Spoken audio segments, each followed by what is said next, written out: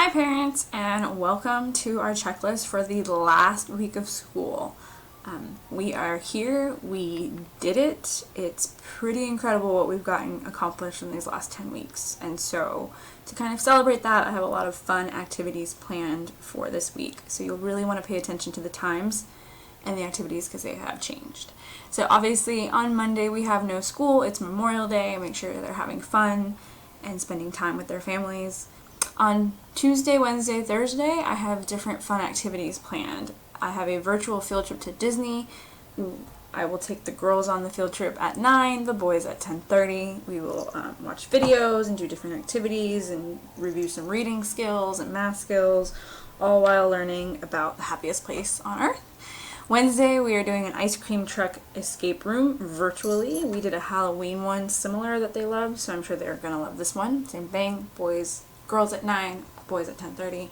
Thursday is a beach party day. Attached to the checklist on ClassTag and on our Teams page, you will find a little beach date invite with the date and time and what they are going to need. They're going to need paper, pencil, crayons, tinfoil, tape, and a snack because we're going to be doing various different activities that are all beach themed. And then Friday, we will have our final morning meeting at 9 a.m. with everyone to just talk and play and hang out and spend time with each other before we say our goodbyes. iReady Reading is only on Tuesday, Wednesday, Thursday this week. They will do a green lesson each day. On Friday, if they have time, there will be an end of the year review form channel. For them to tell me what they thought of this year. I usually do this on big chart paper on the last day of school, and we spend time in teams going around the room and writing down what we learned. Obviously that's not an option, but I still wanted to have them do it. It's always one of my favorite parts of the year. For science this week, I have a lot of different activities linked for the Scholastic at Home page. So on Tuesday, they will go to the bears activity. So you'll go here, you'll scroll down, and you'll see it. They can watch the video, read the nonfiction book, and then watch a little video about bear cubs getting their checkups, draw and write activity. It's in Spanish, but you can also do it in English, obviously, and it's there for them, and I will post this on the Science channel. Same thing with Life Cycles. Life Cycles is also week 3. They have to scroll down. It's right here. And then Thursday, Force. It's right here. Right here. And of course, if they have extra time, they can do any of the other ones too. Science was supposed to be blank on the last day of school. Independent reading for Epic. I will have a couple fun books that I will be assigning them for them to read. And then on Friday, this is mostly for you parents, I will post a summer reading list to give them some ideas. I know Miss Scooby shared a great one. I will also be sharing another one, as well as with a reading log and links to signing up for JBE's summer reading program. Our ABC Countdown continues. On Tuesday, they will have Water Day.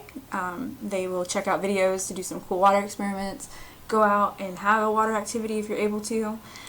Wednesday, there will be a form which will have a spot for each student to give every one of their classmates some kind of compliment about who they are as a person. Once again, this is an activity we would do on the last week's school, and we just can't this year. Thursday, our year-end party is our fun virtual beach party.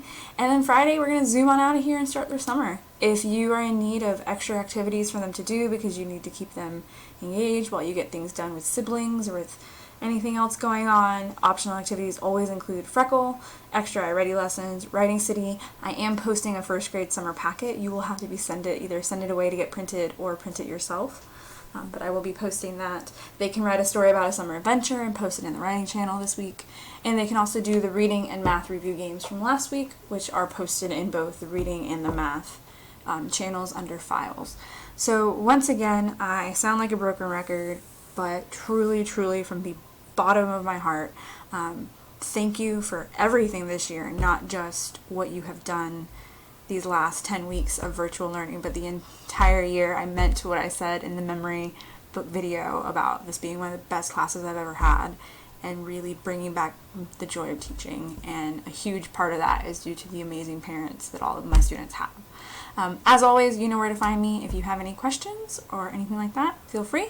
This week I will be available during office hours if you'd like to pop in and have a conversation, a chat with me about your student.